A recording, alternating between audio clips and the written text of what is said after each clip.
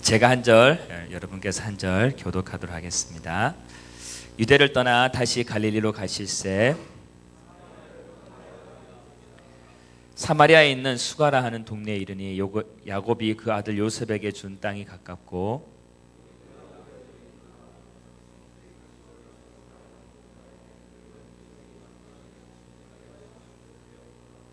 사마리아 여자 한 사람이 물을 길르러 왔음에 예수께서 물을 좀 달라 하시니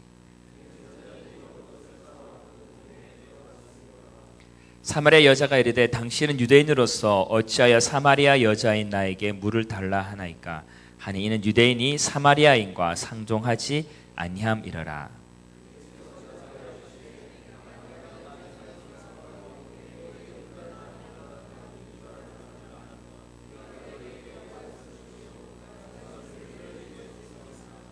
여자가 이르되 주여 물 기를 그릇도 없고 이 물은 깊은데 어디서 당신이 그 생수를 얻겠사옵나이까.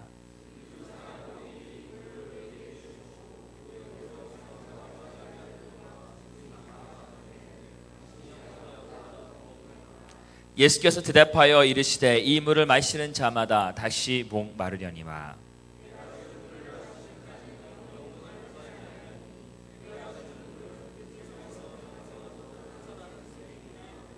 여자가 이르되 주여 그런 물을 내게 주사 목마르지도 않고 또 여기 물 길르러 오지도 않게 하옵소서.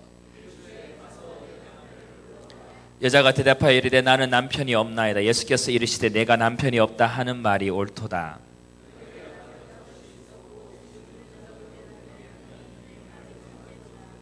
여자가 이르되 주여 내가 보니 선지자로소이다.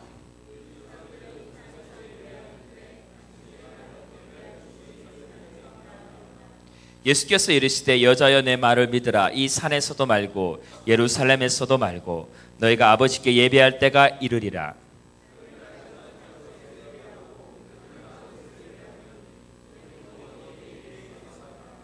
아버지께 참되게 예배하는 자들은 영과 진리로 예배할 때가 오나니 곧 이때라. 아버지께서는 자기에게 이렇게 예배하는 자들을 찾으시니라. 여자가 이르되 메시아 곧 그리스도라 하는 이가 오실 줄 내가 아노니 그가 오시면 모든 것을 우리에게 알려주시리이다. 이때 제자들이 돌아와서 예수께서 여자와 말씀하신 것을 이상히 여겼으나 무엇을 구하시나이까 어찌하여 그와 말씀하시나이까 묻는 자가 없더라. 내가 행한 모든 일을 내게 말한 사람을 와서 보라. 이는 그리스도가 아니냐 하니 그 사이에 제자들이 청하여 이르되 랍비여 잡수소서. 제자들이 서로 말하되 누가 잡수실 것을 갖다 드렸는가 하니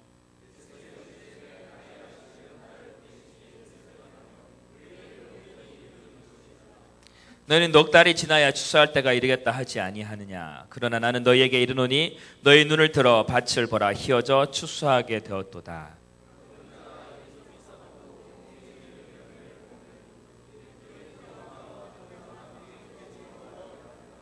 그런즉 한 사람이 심고 다른 한 사람이 거둔다 하는 말이 옳도다.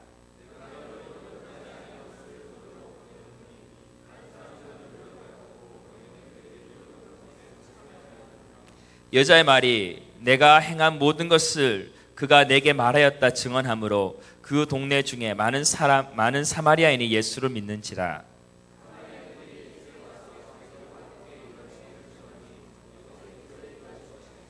예수의 말씀으로 말미암아 믿는 자가 더욱 많아.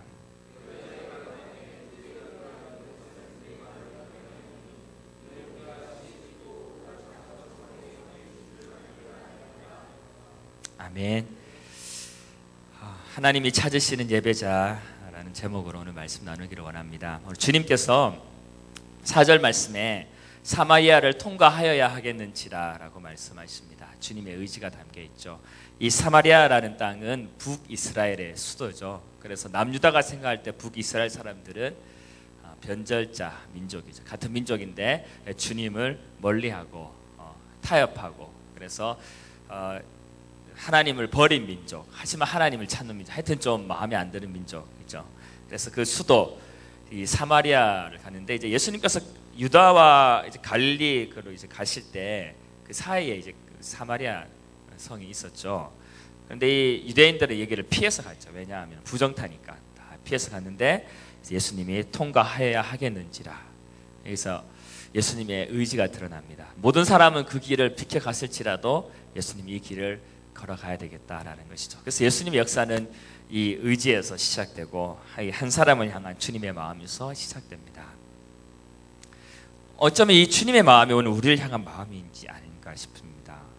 주님이 우리를 향한 발걸음을, 우리가 사람들 우리를 좀 멀리할 때가 있잖아요. 근데 주님께서는 절대로 그렇지 않으시고 의지를 가지시고 모든 사람이 우리를 떠난다 할지라도 우리를 찾아오셔서 말씀하시고 또 무엇인가를 깨우쳐 주시는 우리 하나님이시다라는 것이죠. 그래서 주님께서 오늘 이 한 여인을 만납니다. 이 여인의 모습 속에 때는 우리의 모습도 보이고 또 앞으로의 우리의 모습도 보이고 우리 주변의 모습도 보이게 되는 것 같습니다. 이 한 여인, 낮 12시에 한 여인이 이제 오는데 12시는 물을 뜨는 시간이 아니잖아요. 아침하면 저녁 선선한 시간에 물을 떠야 되는데 이 광야 지역에서 12시, 여러분 광야 12시 덥잖아요. 그런데 사람의 낯을 피하여서 12시에 물을 뜨러 오니 한 여인을 만나는데 저는 이 말씀을 묵상하면서 이 여인이 어떤 여인일까 계속 묵상해 봤는데 저는 이렇게 한번 정의해 보고 싶었습니다. 갈급한 사람, 갈급한 여인이라는 것이죠. 첫 번째로 갈급하는 것은 일단은 목이 말랐죠. 그래서 그런 갈급함, 육체의 갈급함이죠. 두 번째로는 사람의 갈급하죠. 남편이 5명 있었고 지금 있는 남편도 내 남편이 아니기 때문에 어떤 사람의 사랑, 사람이 없으니 안 되는 사람, 그래서 늘 사람을 따라다녔던 사람, 그래서 이 여인은 사람을 향한 갈급함이 있었죠. 세 번째로는 예배에 대한 갈급함이 있었다는 것입니다. 사람의 마음속에 갈급함은 사람을 움직이게 합니다.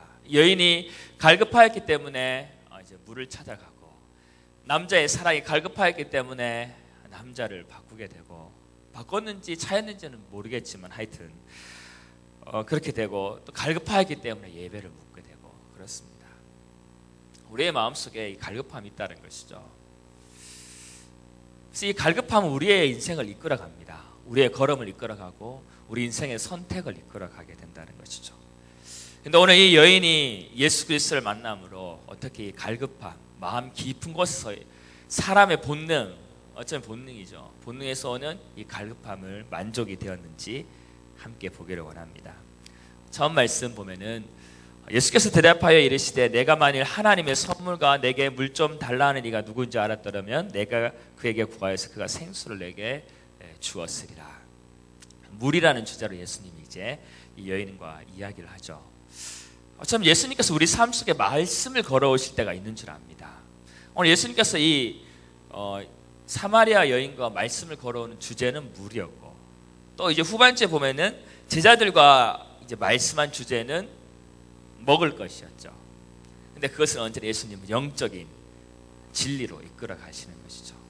어쩌면 하나님께서 우리의 삶 속에 그렇게 말씀하고 있다라는 것입니다. 예수님께서 우리 삶 속에 나의 삶 속에 가장 지극히 평범한 그런 것들을 통하여서 주님은 내게 말씀하고 있지는 않는지, 가장 깊은 하늘의 진리를 내가 살고 있는 이 땅의 평범한 것들을 통하여서 말씀하고 있지는 않는지 한번 돌이켜 생각해 보는 시간이 되었습니다. 첫 번째로 물에 대해서 얘기하고 있습니다. 여기서 이제 물은 두 가지 물이 나오죠. 여인이 뚫어왔던 그냥 일반적인 우리가 마시는 물, 그리고 오늘 주님께서 말씀하시는 생수, 삼다수 이런 상품명 이름이 아니라 생수, 영어로 living water, 살아있는 물 두 가지를 말씀하시는 것이죠. 그래서 오늘 우리가 이 두 가지 물의 차이점을 한번 생각해 보기를 원합니다. 첫 번째, 우리가 일반적으로 마시는 물은 주님께서는 다시 목마를 것이다 라고 말씀하셨습니다. 세상이 참 그렇지 않습니까? 우리가 어떤 것을 많은 것을 이루고 소유하다 할지라도 항상 다시 목마르잖아요. 그죠? 재밌는 영화를 보거나 노래방에 가서 신나게 놀거나 해도 다시 우리 안에 목마름이 있는데 오늘 주님께서 그거와 반대되는, 세상과 반대되는 목마르지 않는 생수, 살아있는 물, 리빙 워터에 대해서 말씀하고 있다는 것이죠. 첫 번째, 이 물은, 주님께서 주신 이 물은 선물이라는 것입니다. 이 주님께서 우리에게 주시는 물은 선물로 주신다라는 것이죠. 오늘 주님께서 우리에게 주고 싶어하는 물도 이 생수와 같은 것 같습니다. 성경에서 선물이라는 이 말하고 가장, 이 선물이라는 이 단어 대신에 다른 단어를 넣어도 전혀 손색이 없는 단어가 저는 은혜가 아닐까 생각해 봅니다. 은혜, 하나님의 은혜. 하나님의 은혜로 선물로 우리에게 이 생수를 준다고 한다는 것이죠. 성경책에 있으면 펴볼까요? 고린도전서 15장 말씀. 고린도전서 15장 10절 말씀을 성경책에 있으면 펴보도록 하겠습니다. 고린도전서 15장 10절 말씀, 우리 찾으셨으면 우리 바울의 고백을 같이 한번 읽도록 하겠습니다. 시작. 그러나 내가 나 된 것은 하나님의 은혜로 된 것이니 내게 주신 그의 은혜가 헛되지 아니하여 내가 모든 사도보다 더 많이 수고하였으나 내가 한 것이 아니요 오직 나와 함께 하신 하나님의 은혜로다. 오늘 바울이 그 인생의 어떤 시점에서 이제 그가 하는 고백이죠. 고린도 교인을 향한 고백인데, 지금 내가 이렇게 있는 것은, 당신들이 보기에 내가 이렇게 된 것은, 내가 생각하기에 이런 나의 사람이 된 것은 무엇이라고 말하고 있습니까? 하나님의 은혜다. 과연 나는 이 말씀 앞에서 나의 인생에 5년, 10년, 15년, 20년 있다가 이 바울과 같은 고백을 할 수가 있을까? 나의 나 된 것은 하나님의 은혜다라고 나는 고백할 수 있을까? 질문을 던져봤습니다. 지금 나의 인생을 돌아봤을 때 입술로만 하는 고백이 아니라 정말 내 영혼 깊은 곳에서, 아니 내 존재 자체가 하나님, 지금 내가 있는 것은 하나님의 은혜입니다라고 나는 고백하고 있는가에 대해서 저는 답을 잘 할 수가 없었습니다. 근데 바울은 오늘 그 인생에 있어서 자기가 자기 된 것은 하나님의 은혜다라는 것이죠. 마치 은혜라는 것은 공기 중에 물이 순환하는 것처럼 하나님이 우리에게 태양을 비출 때 모든 사람에게 비추는 것처럼 일반적인 은혜로 모든 사람에게 비춰주시죠. 그리고 특별하게 구원받는 은혜를 주시고, 구원받는 사람에게 계속해서 하나님은 값없이 은혜를 더하여 주시죠. 이것을 성경 가르쳐서 은혜 위에 은혜다라는 것이죠. 은혜는 한순간에 있다가 없어지는 것이 아니라 계속해서 은혜를 주시는 하나님이시죠. 그래서 은혜를 받은 사람은 내게서 나온 것이 아니기 때문에 겸손하게 되고, 그렇기 때문에 하나님은 또 은혜를 부어주시고, 하나님은 겸손한 자에게 은혜를 주신다라는 것입니다. 그래서 이 은혜는 마치 공기 중에 물이 순환하는 것처럼 계속해서 우리 인생에 하나님의 것들을 채워주고, 겸손한 자에게 은혜를 주시고, 내 인생에 하나님의 은혜인 것을 깨달을 때 또 하나님은 은혜를 부어주시고, 그래서 나의 입술에 얼마나, 나의 입술에서 하나님의 은혜라는 고백이 나오고 있는가, 이 질문을 이 말씀 앞에 던져보고, 또 소망하기는, 하나님, 제 인생 5년 10년 이 땅에 소업이 마지막 오는 그날에 나의 인생이 하나님의 은혜였습니다라고 고백할 수 있기를 소망합니다. 그럼 어떻게 하면 될까? 이 은혜를 의지하라는 것이죠. 이 은혜를 사모하라는 것입니다. 이 은혜를 기도하라는 것이죠. 이 은혜를 붙들라라고 하는 것입니다. 그래서 우리가 10절 말씀 통해서 바울은 두 가지를 말하고 있습니다. 첫 번째는 은혜, 하나는 열심. 우리 인생 얼마나 열심히 살아가고 있습니까? 아침에 눈 뜨면 일어나서 밤 잘 때까지 공부하고 일하고. 그런데 이 은혜와 열심의 우선순위를 말하고 있다는 것이죠. 바울은 이 은혜가 헛되지 않기 위하여서 내가 더 많이 수고하였다라는 것입니다. 하나님의 은혜로 말미암아 내가 수고한다는 것이죠. 나의 열심이 아니라 하나님의 은혜로 수고하고 열심을 낸다는 것입니다. 이 열심을 낼 수 있는 이 이유가 하나님의 은혜다라고 말하고 있습니다. 그렇기 때문에 바울은 그의 인생을 설명할 때, 그의 자신을 설명할 때 하나님의 은혜다라고 말할 수 있었다라는 것이죠. 우리 때로는 학업에서, 직장에서 참 열심히 사는데 하나님 하루하루를 살 때 이 하나님의 은혜를 의지하면서 공부를 하든지 전도를 하든지 하나님 향한 거룩한 부르심을 향해 가든지 가야 된다는 것이죠. 그럴 때 우리의 입술에서 동일하게 바울처럼 하나님의 은혜입니다 라는 고백이 나올 수 있다는 것이죠. 저는 아직 이 말씀에 너무 먼 사람인 것 같습니다. 때로는 제 인생에 성공의 순간도 있었고 참 좋은 순간도 있었는데 그때 결정적인 나의 마음, 내 입술의 고백이 아니라 내 마음의 고백에서 과연 하나님의 은혜를 고백하였는가? 저는 여기에 대해서 하나님 앞에 씨름을 해볼까 합니다. 사랑하는 여러분, 우리가 젊지 않습니까? 그리고 우리가 곧 나이가 들지 않습니까? 그럴 때 우리 인생을 돌아봤을 때 바울의 고백이 나오기를 소망합니다. 그러나 나의 나된 것은 하나님의 은혜였습니다. 이 겸손한 것은 겸손하다라고 겸손해져야 된다고 해서 겸손이 되는 것이 아니라 은혜를 깨달을 때 겸손하게 되는 것 같습니다. 내 삶 속에 하나님의 은혜가 얼마나 깊은지 깨닫는 만큼 그 사람은 겸손할 수 있다는 것이죠. 이곳에서 하나님, 직장에서 하나님 높이는 사람도 나올 것이고 많은 부도 축적할 것이고 또 세상이 원하는 성공도 이루게 될 줄로 저는 확신합니다. 그런데 그 입술에서 어떤 고백이 나올 수 있는가? 그것이 정말 하나님 은혜로 고백할 수 있는가?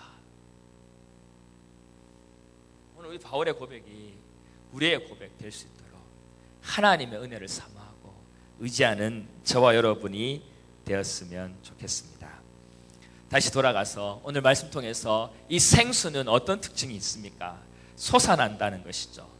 오늘 이 여인이 다가갔던 이 샘물은 자기가 가서 퍼 마셔야 됐던 우물입니다. 하지만 예수님이 소개하는 생수는 그 속에서 솟아나는 샘물이 되리라라고 말씀하셨습니다.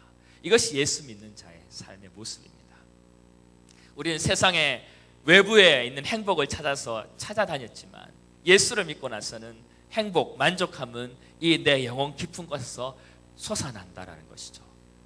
정말 그런 것 같아요. 제가 예수 그리스도를 믿기 전에 항상 행복은 밖에 있는 줄 알았습니다. 사람에게 있는 줄 알았습니다. 근데 예수를 믿고 나니까 생명의 근원이 정말 사람의 마음에서 나는 게 맞더라고요. 이 영혼에서 하나님이 만족함을 주시고 기쁨을 주시는 것이죠.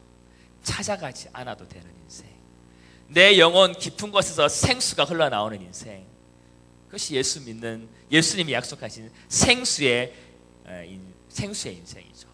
그래서 저 여러분이 솟아나는 내 영혼 깊은 곳에 솟아나는 생수의 인생이 되기를 간절히 소망합니다. 근데 이 말씀에 과연 그럼 이 생수는 무엇인가 생각해 봤습니다. 여기서 성경에 말하는 생수는 뭔가? 저는 성령님이 아닐까 생각합니다. 성령님. 이제 뒤에 한 3장을 넘겨서 요한복음 7장에는 이렇게 말씀하고 있습니다. 나를 믿는 자는 성경의 이름과 같이 그 배에서 생수의 강이 흘러나오리라 하시니 이는 그를 믿는 자들이 받을 성령을 가르쳐 말씀하신 것이라. 성령님이시죠. 예수를 믿는 자에게 성령님이 생수처럼 우리 속에서 계속해서 나오시게 된다는 것이죠. 역사하시게 된다는 것이죠. 그래서 이 성령님은 영생에 이르도록 하는 샘물이라는 것이죠. 우리가 물을 마시지 않으면 죽는 것처럼 우리 영혼에 성령이 마치 생수처럼, 생수의 강처럼 계속해서 우리의 영혼에 생명을 주기 때문에 우리가 하나님께 받은 생명은 영원한 생명인 줄로 믿습니다. 예수님께서 이 성령을 생수로 비유하셨는데 요한복음 7장에 나오는 이 명절 끝날에 예수님이 외쳤지 않습니까? 나를 믿는 자는 성경의 이름같이 그 배에서 생수의 강이 흘러나리라. 초막절이라는 것인데, 초막절은 뭐 장막절, 수장절, 추수감사절 이런 의미로 쓰였는데 7일 동안에 광야에 있었던 모습을 기억하고 또 주님께서 주신 것들에 감사하고 앞으로 이제 보리 파종에 준비하는 절기죠. 특별히 이 광야를 기억하는 절기가 이제 초막절인데, 유대인의 3대 절기가 있지 않습니까? 초막절, 무교절, 유월절. 근데 초막절에 예수님 하신 말씀이죠. 나를 믿는 자는 그 배에서 생수의 강이 흘러나리라. 그래서 이 절기 의식 중에 하나는 광야에서 목말랐던 그 시간이지 않습니까? 그래서 그것을 기념하면서 제사장이나 이런 분들이 이제 물을 떠오르는 의식이 있습니다. 그래서 마지막 7일째 날 물을 떠오르면 모든 사람이 환호하죠. 우리 광야에서 우리에게 생수를 주신 하나님께 감사합니다 하면서 하시죠. 이 날에, 이 명절 끝날에 예수님이 말씀하신 것은 나를 믿는 자는 그 배에서 생수의 강이 흘러나리라. 예수 그리스도, 그러니까 사람의 목마름 비교된 하나님 주신 영원한 생수의 강이, 생수가 믿는 자 속에 흘러나오리라. 이는 그가 가리킬 성령을 말씀하시는 것이죠. 성령님 우리 안에 오시면 늘 우리 안에 솟아나시고 만족함이 되시고 우리 영혼에 생명을 주시는 분이 성령 하나님인 줄로 믿습니다. 그런데 이제 주님께서 다음 말씀 보면은 이제 이 여인과 쭉 이야기하면서 이런 말씀을 하십니다. 내 남편을 불러오라. 예수님이 알고 말씀하시죠. 아는 것처럼 이 여인에게는 5 남편이 있었는데 그 남편도 지나가고 지금은 결혼도 하지 않고 사는 남자죠. 이 말씀을 하시면서 이제 다른 주제로 넘어갑니다. 그 전 말씀 보면은 고난은 영광의 징조다라는 것이죠. 만약에 이제 이 여인이 5 남편이 있었다는 것은 어쩌보면 예수님이 그만큼 이 여인에게 가까이 계시다라는 것입니다. 고난이 가까이 올수록 주님이 가까이 계신다라는 것이죠. 고난이 가까이 올수록 영광이 곧 가까이 왔다라는 것입니다. 다시 다음 말씀 보면은 예수님께서 왜 이 남편을 데리고 불러오라고 했을까? 생각하고 또 보면 볼수록 우리의 연약함을 주님 앞에 내어놓으라, 그 뜻인 것 같습니다. 이 여인이 왜 12시에 물을 들어왔을까요? 왜 사람들을 만나기 싫어했을까? 이 바로 5 남편의 과거 아닙니까? 근데 주님께서는 이 여인에게 그 남편을 데려오라고 말합니다. 근데 만약에 이 여인이 지금 막 화낼 수도 있는 장면입니다. 당신이 누구에게 과연 내 남편 막 얘기하면서 그냥 예수님을 뒤로 하고 도망갈 수도 있었을 텐데 이 여인에게 예수님에게 얘기하죠. 예수님이 우리의 가장 부끄러운 부분, 가장 드러내기 싫어하는 부분을 말씀하신다는 것이죠. 사람에게 얘기하지 못하는 부분. 제 인생에서도 그런 것들이 있었던 것 같습니다. 제 인생에 있어서 어렸을 때는 가난이죠. 그래서 우리 집에 먹을 것이 별로 없으니까 친구들이 우리 집에 오는 것을 별로 안 좋아했습니다. 어린 사춘기 때 마음이죠. 그런 가난을 통해서 주님께서 제게 많이 말씀하셨습니다. 사람을 의지하지 말라. 물질을 의지하지 말라. 근데 그것을 가지고 제가 주님께 나아가지 않았더라면 저는 주님을 깊이 알지 못했을 거죠. 사람마다 이 5 남편이 있다는 것입니다. 감추고 싶은 부분이 있다는 것이죠. 근데 그 부분을 예수님께서는 말씀하신다는 것이죠. 그것을 주님께로 가지고 올 것인가, 안 그러면 내가 감추고 살 것인가. 그것은 어쩌면 우리의 선택일 수도 있다는 것이죠. 근데 이 여인은 주님 앞에 그것을 얘기하였습니다. 그리고 이제 예수님에 대한 지식이 깊어지는 것이, 예수님이 누구인지 그때부터 알기 시작합니다. 그래서 이 여인은 처음에 예수님을 유대인으로 좀 이상한 유대인이다 그렇게 생각했고, 오늘 이 장면에서 여인은 예수님을 선지자다 이렇게 생각했습니다. 예수님 앞에 우리의 연약함을 오픈하면 할수록 내 자신의 부끄러운 부분을 오픈하면 할수록 주님을 정말로 알아가는 인생이 된다는 것이죠. 선지자다라는 것이죠. 근데 오늘의 결론은 뭐죠? 이 여인이 결국은 예수 그리스도가 이 땅의 유일한 구원의 주님인 것을 고백하지 않습니까? 오늘 이 자리에 우리가 많이 앉아 있습니다. 또 앞으로 우리의 인생이 또 시간에 따라가서 살게 될 텐데, 나는 예수 그리스도를 어떤 분으로 고백하고 있는가? 오늘 여인이 처음 만났던 모습처럼 그냥 좋은 분, 아니면 나를 아시는 선지자, 아니면 구원의 주님. 그래서 이 여인은 예수님을 그렇게 알아가고 있습니다. 예수님께서 물었죠, 제자들에게. 너희는 나를 누구라 하느냐? 오늘 여인은 아마 이 대목에서는 예수님을 선지자라 말하였지만, 이 대목이 끝나서는 예수 그리스도만이 이 땅의 유일한 구원의 주님입니다라고 고백하고 있는 것이죠.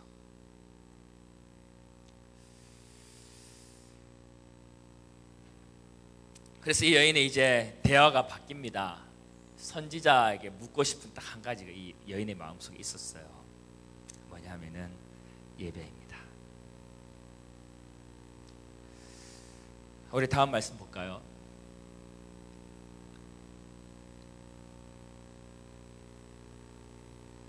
다음 말씀 보면은 말씀. 여인이 이제 예수님이 선지자인 것을 선지자라고 알았을 때 묻고 싶었던 것은 이제 예배입니다. 그래서 우리가 주목해야 될 부분은 여인의 마음속에 예배에 대한 늘 갈급함이 있었다는 것이죠. 우리 여인에게 배워야 될 부분입니다. 만약에 여인이 예수님의 선지자를 알았을 때 여인이 묻고 싶은 게 정말로 많았지 않겠습니까? 지금 살고 있는 남편과 결혼해야 될까요? 아니면 제가 무엇을 먹고 살아야 될까요? 왜 내 인생은 왜 이렇게 비참한 것일까요? 묻지 않고 예배를 물었다라는 것입니다. 이 여인의 위대함 같습니다. 저는 이 예배를 묻는다는 자체가 이 대목에서 얼마나 이 여인이 예배를 사모하고 있었는지를 보여준다는 것이죠. 어쩌면 우리보다 훨씬 더 앞서가 있는 사람이 아닐까 생각합니다. 그래서 이 여인은 늘 궁금하였죠. 예배가 왜 중요하냐면은 우리 같은 이제 한국 민족에게는 예배가 그렇게 중요하지 않지만 이 북이스라엘 민족과 남유다의 역사를 보면은 예배가 중요하죠. 오늘 이 장소가 어디죠? 수가성은 이제 구약에 보면 세겜이라는 땅인데, 이 세겜은 북이스라엘의 종교적인 중심지였습니다. 왜냐하면 이제 남유다와 북이스라엘이 나눠지면서 북이스라엘의 종교적인 정체성, 하나님의 민족인 걸 찾기 위해서 예배드렸던 것이 바로 이 세겜 수가라는 성인데, 그래서 북이스라엘 사람들은 이 수가성에서 예배드려야 된다. 남유다 사람은 아니다, 예루살렘에서 예배드려야 된다. 그런 이제 의견 대립이 있었죠. 그래서 그것을 묻는 것입니다. 왜냐하면 이 예배가 우리가 이제 저번 주에 배웠던 것처럼 창세기 4장에 타락 후에 처음 드렸던 사람의 행위가 예배지 않습니까? 하나님을 잃어버린 사람이 하나님을 만날 수 있는 유일한 통로가, 길이 예배이기 때문에 이 이스라엘 민족에서 예배는 너무나 중요한 주제고, 거기 어디에 사람이 예배를 드리는 중요한 주제인데, 그래서 이것을 묻는 거죠. 예수님, 선지자, 그러면 우리가 지금 이 산에서 예배 드리고 또는 예루살렘 예배는 어디에 예배 드리는 것이 많습니까? 이렇게 묻는 것이죠. 정말 중요한 질문이지 않습니까? 그때 이제 예수님이 하시는 말씀이죠. 여자여, 내 말을 믿으라. 이 산에서도 말고 예루살렘에서도 말고 너희가 아버지께 예배할 때가 이르니라. 장소가 중요한 것이 아니고 내가 이 땅에 오므로 장소의 개념보다는 내가 예배 드리는 대상이 중요하다는 것이죠. 어떻게 예배 드리나 보다도 누구에게 예배를 드리는가,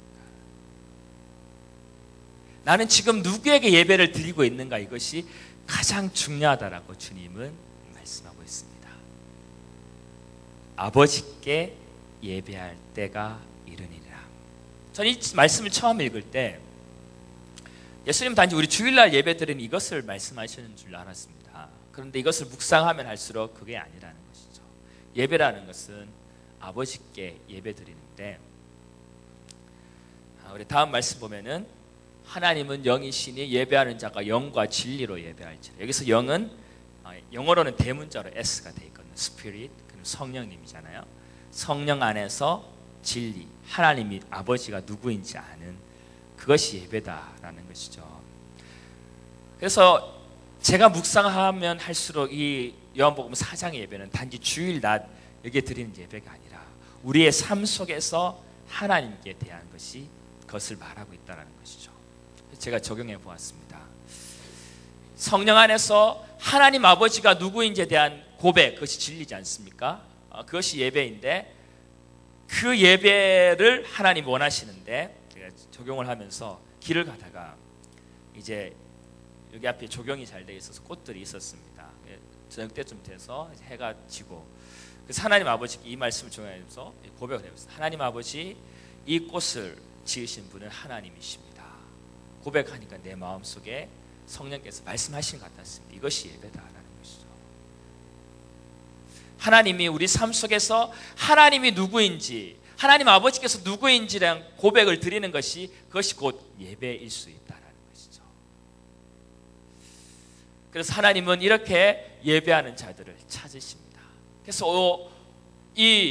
우리가 주일 낮 예배도 물론 성령의 임재 안에서 하나님 아버지가 누구인지에 대한 고백을 드리는 것이 예배이지만 우리의 삶 속에서 끊임없이 하나님에 대한 그 고백, 하나님 아버지가 누구인지 성령 안에서 나의 입술에, 내 영혼에, 내 마음의 고백이 곧 예배다라는 것이죠.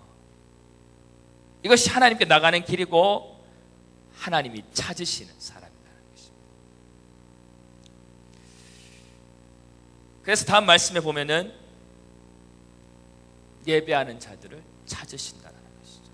성경에 보면 수많은 사람들이 하나님을 찾았습니다. 아파서 찾고, 문제가 있어서 찾고, 가난해서 찾고, 먹을 것이 없어서 찾고, 전쟁 중에 찾고. 근데 하나님 우리를 물론 찾아오시지만 하나님이 사람을 찾는다,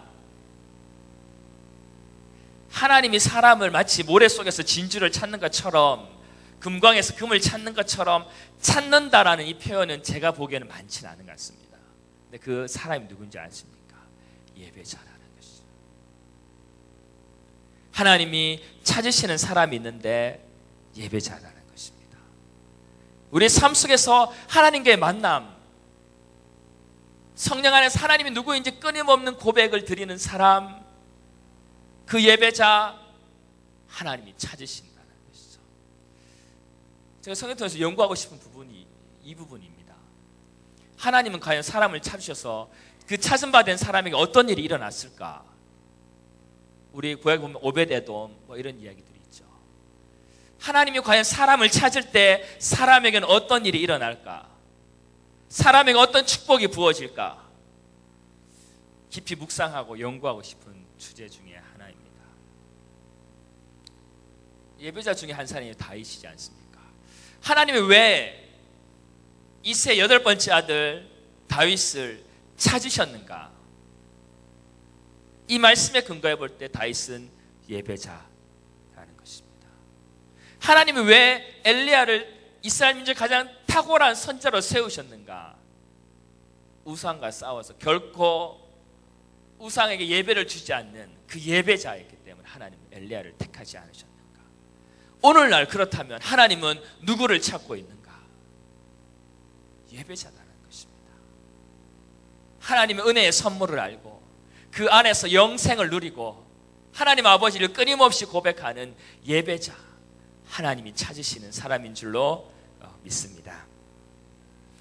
오늘 여인이 갈급한 여인이지 않습니까? 이 여인이 때로는 마시는 물에 갈급하고 사람에게 갈급하였는데 우리가 다윗처럼 하나님께 갈급하게 될 때 어떤 일이 일어나게 될까요?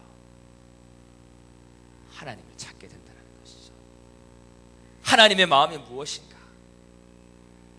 하나님의 눈물은 무엇인가? 하나님은 지금 어디를 향하고 계신가?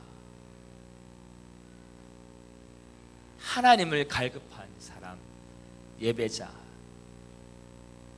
내 안에 하나님을 향한 갈급함이 일어나게 될 때 내 삶은 어떻게 바뀌어질 것인가? 하나님을 갈급한 저희들 되었으면 좋겠습니다. 끝으로 이 여인이 고백하죠. 사람들에게 갑니다. 자기에게 손가락질하고 자기가 피하고 싶었던 그 사람에게 물동이를 버려두고 갑니다. 그 말씀이 몇 절이죠? 29절 같이 한번 읽겠습니다. 내가 행한 모든 일을 내게 말한 사람을 와서 보라. 이는 그리스도가 아니냐 하니. 예수를 만나면, 예수를 정말로 만나면, 예수가 유일한 구원자로 만나면 이렇게 될 줄로 믿습니다. 자기의 과거를 다 알고 자기가 피하고 싶은 사람들을 향하여서 예수만이 유일한 구원자이십니다. 당신도 이 예수를 만나보십시오. 나 같은 남편 5 있던 사람도 예수를 만나니까 내 영혼에 영원한 생수를 얻었는데 당신도 예수를 한번 만나보십시오. 그렇게 얘기할 수 있는 저와 여러분이 되었기를 간절히 소망합니다. 우리 함께 찬양하고 기도하는 시간 갖도록 하겠습니다.